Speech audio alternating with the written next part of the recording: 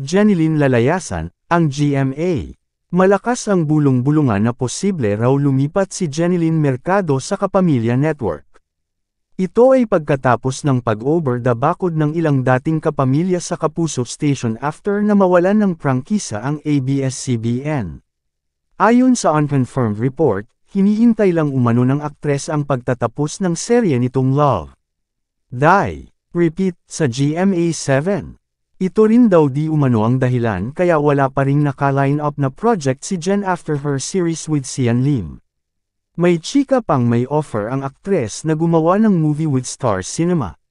Bukod sa ABS-CBN, may mga lumulutang pang balitang may offer din ang aktres sa Media Quest ng TV5. True kaya ito? Matatanda ang huling gumawa ng movie si Jenilyn sa ABS-CBN noong 2016 na nakatambal niya si John Lloyd Cruz sa romantic drama na Just the Three of Us. Bukas naman ang pitik na ito sa panig ng kampo ni Jenilyn at ng kanyang management sa ikalilinaw ng issue. Mr. Kasag pa subscribe for more.